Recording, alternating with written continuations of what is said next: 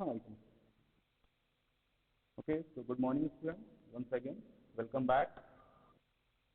So, in the previous videos, we have already discussed our first chapter, measurement. In measurement, let's just have a recap that we have discussed about the components of measurement, then a physical quantity, standard quantities, then need of standardization of units. Then we have also discussed about system of units, in which we have learned that the units of length, mass, and time forms a system of units, that is MKS, CGS, and then SI system of units, which includes all the fundamental units. Then we have also discussed about various measuring instruments like vernier caliper and screw gauge, their construction, working, and the various aspects like error and possibility of error and the types of error. Then we have also discussed about measurement of mass and volume. In the measurement of mass, we have learned about the beam balance and the principle on which the beam balance works. Then we have learned about the basic things of volume which we have learned earlier, like definition, the SI unit, the definition of the SI unit. Then we have learned about how to find out the volume of irregular shaped body by using displacement method. Now the last topic of our chapter is the measurement of time. So we have already discussed that what is time. The time is the gap or interval between two events, and the SI unit of measuring time is second. Then in our previous videos, we have discussed about how we have defined 1 second. So here we will directly go to a simple device called simple pendulum, which is used for measuring the time. So basically, what is simple pendulum? So in simple pendulum, a heavy mass is suspended with the help of a weightless, inextensible thread from a rigid support such that it can oscillate about a point. So here if you see, this is the bob. Let us consider it is made up of metal, metallic bob. This is the string through which it is suspended. It is weightless and inextensible. Very important that we will discuss why it should not get stretched or its length should get increased. So it should be inextensible, and this is a rigid support from where it is suspended, and this is the mean point about which it can oscillate, it can move to and fro. So this whole arrangement is called what? Simple pendulum. So once again, a heavy particle suspended from a rigid support with the help of a weightless or inextensible string such that it can oscillate about a point is called simple pendulum. Now there are some terms which are required to be learned about simple pendulum. The first one is effective length. So here, what is effective length? The distance between the point of suspension and the position of center of gravity of the bob or any weight which you have suspended. That is called what? Effective length. It is not only the length of the string through which you have suspended. It is the actual distance between the point of suspension to the center of gravity of the bob. That is called what? Effective length. It is noted by small l. Next one is amplitude. What is amplitude? If this is the mean position, this is a point or the position about which this bob will oscillate, it will move to and fro. Then suppose if you raise it up to point B, so this point B is called extreme position. Similarly, when you will release it, it will go, it will pass to the point A and it will reach the next extreme position C. Again from C it will come back, and this motion will be continuous if there is no friction at the point of suspension and air friction is negligible. Practically it does not happen. Practically the bob needs to oscillate and get slowed down and finally come to rest because of the presence of friction, resistive forces. But if suppose these resistive forces are negligible, and now if you raise about to point B, so the maximum displacement from the mean position is called amplitude. The maximum displacement from mean position is called amplitude. So once again, the distance between the point of suspension and center of gravity of the bob is called effective length. The maximum displacement from mean position is called amplitude. Next is oscillation. So what is oscillation here? One complete to and fro motion. Suppose if you raise the bob to point B and you release, the bob will move from B to passing A up to C, again come back passing A and reach the point B. So this is called one complete to and fro motion, and it is called oscillation. So oscillation is one complete to and fro motion performed by a pendulum is called oscillation. Next one, time period. It is denoted by T. Now, the time taken by the bob to make one complete oscillation is called time period. Suppose if you release from B and start notifying the time B, it is going up to C, again coming back to B. So the time taken in doing so, one complete oscillation, how much time our pendulum is taking, that is called what? Time period. Next one is frequency. Noted by small f. The number of complete oscillations performed per second. It means in 1 second how much oscillation is made by the pendulum. That is called frequency. So these are the terms. The distance between the point of suspension and the center of gravity is called effective length. The maximum displacement from mean position is called amplitude. One complete to and fro motion is called oscillation. The time taken to make one complete oscillation is called time period, and the number of oscillation made per second is called frequency. So these are the various terms which you have to remember in learning simple pendulum. Now next one is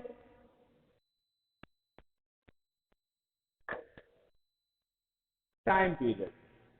What are the factors on which the time period of a pendulum depends?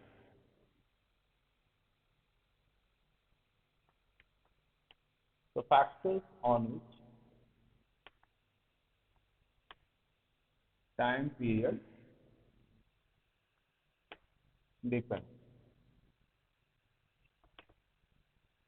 So the time period of a pendulum follows two laws. One is called the law of length and one is called the law of gravity.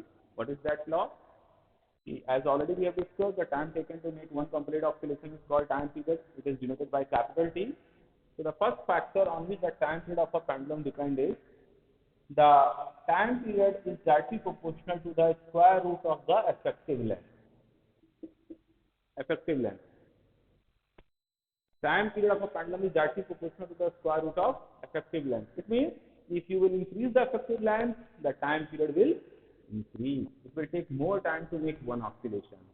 If you decrease the time period length, the time period will decrease. It means it will take less time to make one oscillation. Next is second factor.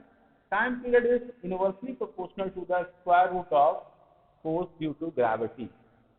That is small g. It means if you are measuring the time period of a pendulum at a place where g is more, then time period will be less. And if you are measuring the time period at a place where g is less, then time period will be more. So already we know that from the geographical structure of our Earth, the gravity is minimum at the equator and maximum near the pole. So if you take a pendulum of a particular length and you measure its time period at pole, and let the time period is t, subscript t, and then you take the same one and measure the time period, means don't change the length. Same pendulum, exactly same pendulum at the equator and measure the time period, let it is represented by t subscript e. Then what you will observe? You will observe that time period at equator is more than the time period at pole, because gravity at equator is less as compared to the gravity at pole. So this is also a possible conceptual question which can be asked in examination. So the factors on which time period depends is, it only depends upon the effective length and the force due to gravity. So if we conclude these two, we will get T is directly proportional to square root of L upon G. T is directly proportional to square root of L upon G.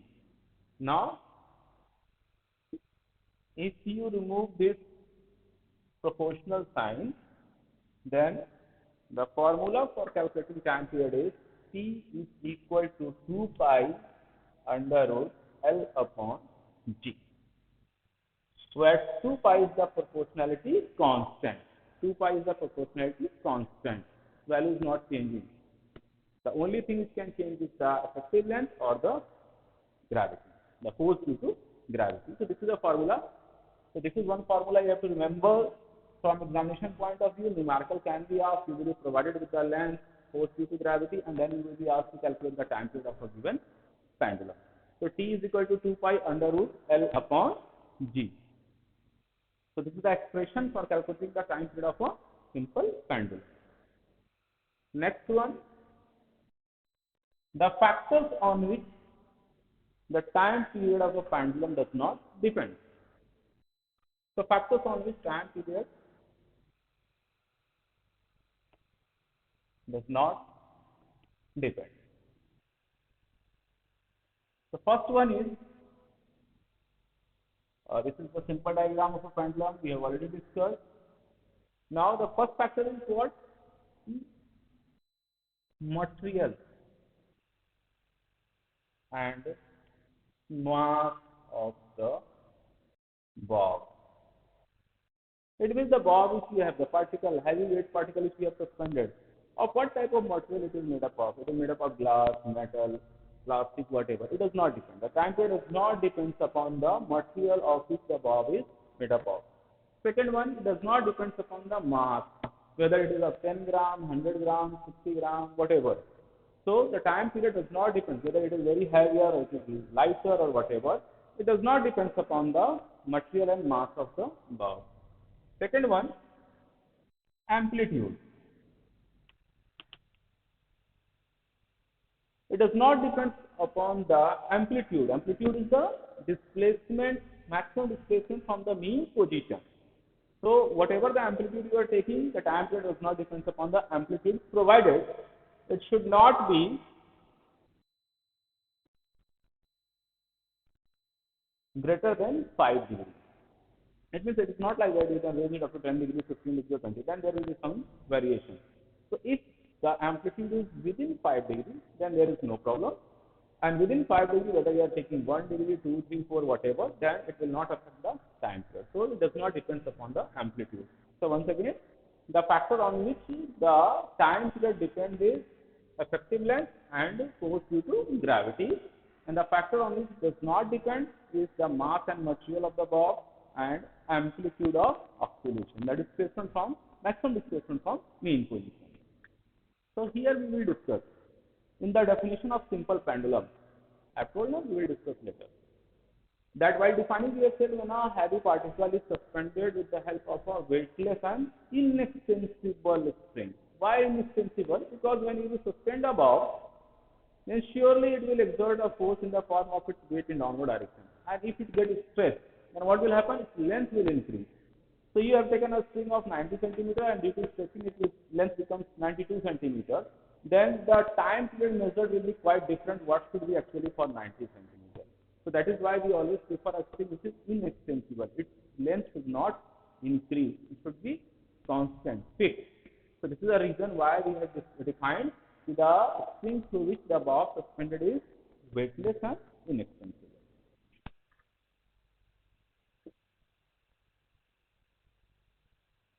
So in our chapter 1, total we have discussed 5 type of measuring instruments. The first one is vernier caliper, second one is screw gauge, third one is balance, fourth one is displacement method by using a measuring cylinder for measuring the volume of irregular solid, and fifth one is simple pendulum. Now one more question is asked, see what will be the possibility of the graph plotted if we have done an experiment of length versus time period. So suppose if the effective length is L and the corresponding time periods are T, and if you plot a graph, so if you plot a graph length versus time, then it will not be a straight line graph, it will be like a curved line. But if you plot a graph between root L versus T, then it will be a straight line graph, or L versus T square, then also you will get a straight line graph. So sometimes they ask you under what condition the graph plotted between the effective length and time period is straight line. So remember, when the graph is plotted with, between root L versus T or L square, L versus T square, then the graph is a straight line graph. Otherwise, it is not a straight line graph. So this was all about our first chapter. Now we will move on to the exercises, where from examination point of view, always some questions are asked based on the vernier caliper, screw gauge and simple pendulum, especially numerical. So we will practice some numericals. The first one is, suppose if you take from simple pendulum. So remember, in simple pendulum we have learned T is directly proportional to under root L upon G. So here two conditions are possible. Case 1. Suppose we have taken two different pendulums of different effective lengths, L1 and L2, and you have calculated their time period at the same place. So two different pendulums of length L1 and L2, and at the same place, which means G1 is equal to G2 is equal to G. Because if you are doing the experiment at same place, G is not, the gravity is not going to change. So if you substitute these values in the formula, you will get T1 is proportional to under root L1 upon G. Similarly, T2 is proportional to under root L2 upon G. Now say, let this is equation number 1, this is equation number 2. Now divide equation 1 by 2, you will get T1 upon T2 is equal to under root L1 upon G upon under root L2 upon G. Now root G and root G will get cancelled out, and we will get the expression T1 upon T2 is equal to under root L1 upon L2. This is also one of the important relations we have to remember for numerical purpose. Sometimes you will be provided with time period of a pendulum and the effective length of the two pendulum, and you will be asked what is the time period of second pendulum. And sometimes T1 and T2 will be provided L1 and you will be asked L2 or L1 like that. So remember this. Case 2. In case 2, suppose you have taken a pendulum of a particular length, say L, and you have measured the time period of two different places where the force due to gravity was different. So it means let the same pendulum, it means L1 is equal to L2 is equal to L, and let the gravity is G1 and G2. Substitute T1 is proportional to under root L upon G1 and T2 is proportional to under root L upon G2. Again, let this is equation number 1, equation number 2. Again, dividing equation 1 by 2, you will get T1 upon T2 is equal to under root G2 upon G1. L will get cancelled out. So from here we have got another relation that T1 upon T2 is equal to under root G2 upon G1. Fine. So these are the two more expressions which we have to remember for solving the various numericals. Let us have some practice.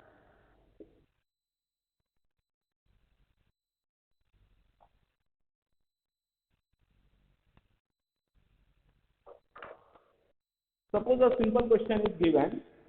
Time period of two pendulums are in the ratio of 1.28 ratio 0.32. Calculate the ratio of their length. So one example is given. Time period of two pendulums are in the ratio of, it means T1 upon T2 is given 1.2 upon 0.5.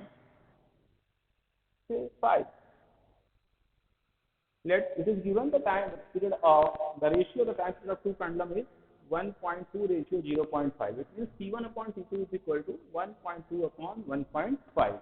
So they are asking what is the ratio of their length. It means what is L1 upon L2. Now remember the case 1. From case 1 we got T1 upon T2 is equal to under root L1 upon L2. Now we want L1 upon L2. So squaring both sides. On squaring both sides you will get T1 upon T2 whole square is equal to L1 upon L2. Now T1 upon T2 already we are knowing it is 1.2 upon 0.5. Substitute it here. 1.2 upon 0.5 whole square is equal to L1 upon L2. Now when you will square it, you will get L1 upon L2 is equal to 1.2 square will be 1.44 upon 0.2 square will be 0.25. So the ratio of the effective length of the two pendulum whose time period is in the ratio of 1.2 ratio 0.5 is 1.44 upon 0.25. So this is how a numerical will be asked, and we will go through that. Similarly, let us have practice of another numerical.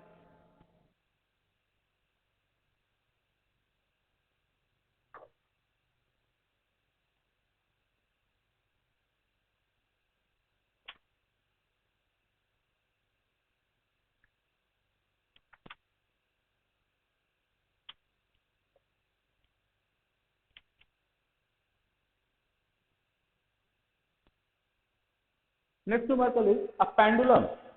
A pendulum whose length is 36 centimeter has time period 1.2 seconds.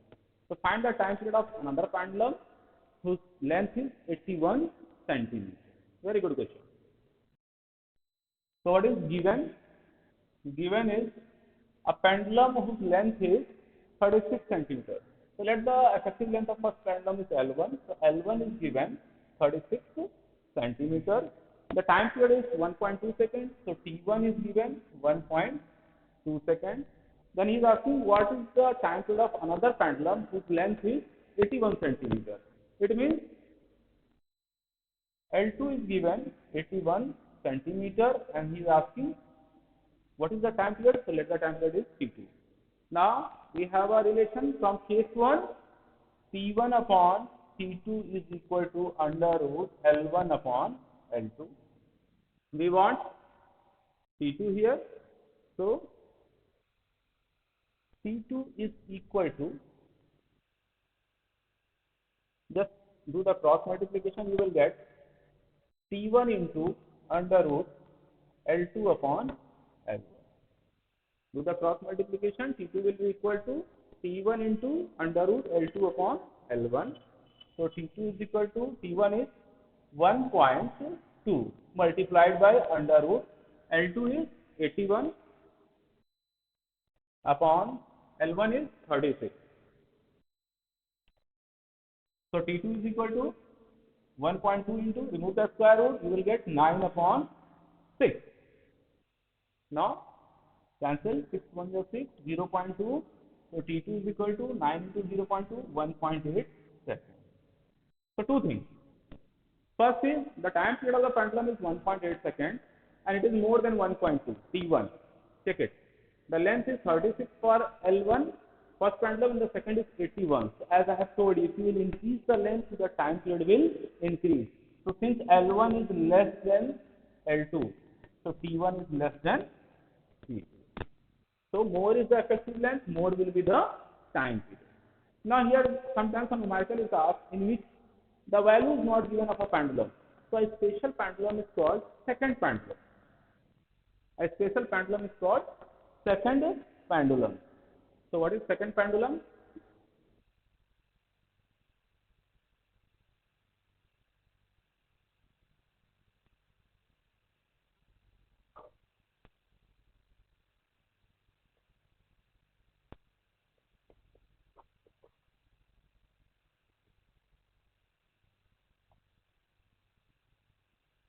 So a pendulum whose time period of oscillation is 2 seconds. A pendulum whose time period of oscillation is 2 seconds is called second pendulum. So here the time period is 2 seconds. So a pendulum, special kind of pendulum, especially designed, whose time period of oscillation is 2 seconds is called second pendulum, and the effective length is approximately 100 centimeters. So remember this. Sometimes in any numerical, they will ask you, a second pendulum is having length 100 centimeters, another pendulum is having length 60 centimeters, and what is the time period of that second pendulum? So here second pendulum, immediately when the length is given, you will take time period 2 seconds, or if any numerical, any name is given a second pendulum and if you are comparing another pendulum, immediately you will take the time period 2 seconds and the length you will take 100 centimeters. So remember, a pendulum whose time period is 2 seconds is called a second pendulum, and the effective length of that pendulum is approximately 100 centimeters.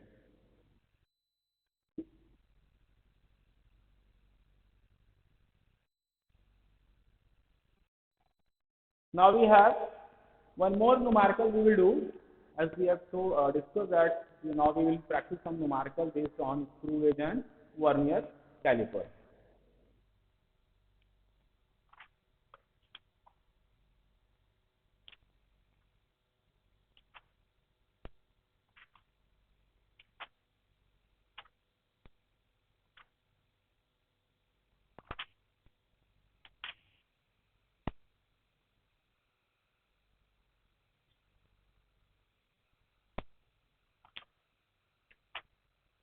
So let us take a numerical here. It is given a vernier scale has 10 divisions. It slides over a main scale whose pitch is 1 millimeter. So the number of divisions on the left hand of 0 of vernier scale on the main scale is 56, and the 8th vertical vernier scale division coincides with the main scale. Calculate the length in centimeters. So vernier scale is used to measure the length. We are knowing. So what is the formula? For measuring the length of anything, whether by using vernier scale or whether by using screw gauge, we will use length is equal to main scale reading plus vernier scale reading plus minus error. We know that if it is a negative error, we will add it. If it is a positive error, we will subtract it. So how to find out while measuring any length, what is the main scale reading? So remember, if this is the main scale, 0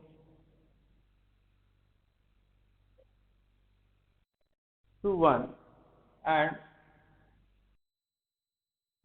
this is the vernier scale, 0. So if we will observe firstly, the 0 of the vernier scale is lying between which two divisions of main scale? Suppose it is lying between third and fourth division. So the lower one will be taken as the main scale reading. The lower one will be taken as the main scale reading. And then what is vernier scale reading? Then we will observe which division of vernier scale is coinciding with any division of main scale. So suppose if fourth division is coinciding, then vernier scale reading is coinciding division into least count. Least count already we know that it is 0.01 centimeter. So again come back to the numerical.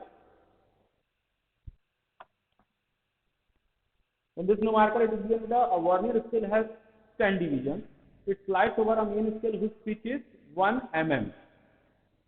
So given is number of vernier scale division is 10, pitch is 1 millimeter. So least count is pitch upon number of divisions. So 1 upon 10, so 0.1 millimeter. So from here we have calculated. We will go with the basic concept. We have calculated the least count. That least count is pitch divided by number of division on vernier scale. So in this numerical, the pitch is given 1 millimeter. So we have put the value 1.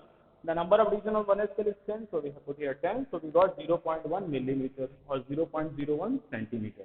Now what he is saying, if the number of division on the left hand of 0 of vernier scale on the main scale is 56.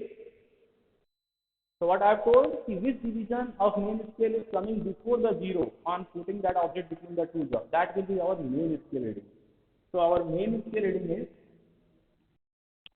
now how many divisions are coming? 56, and one division is of value 1 mm. So 56 millimeter. It is given 56 division is coming before the 0 of vernier scale. So main scale reading is 56 into value of one division 1 millimeter, so 56 millimeter.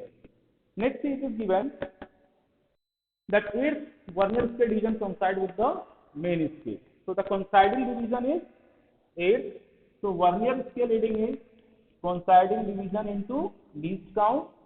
So vernier scale reading will be 8 into 0.1, so 0.8 millimeter. See, since we are taking all the reading in millimeters, so we will use the least count 0.1. If we have taken here 5.6 centimeters, so we will use 0.01.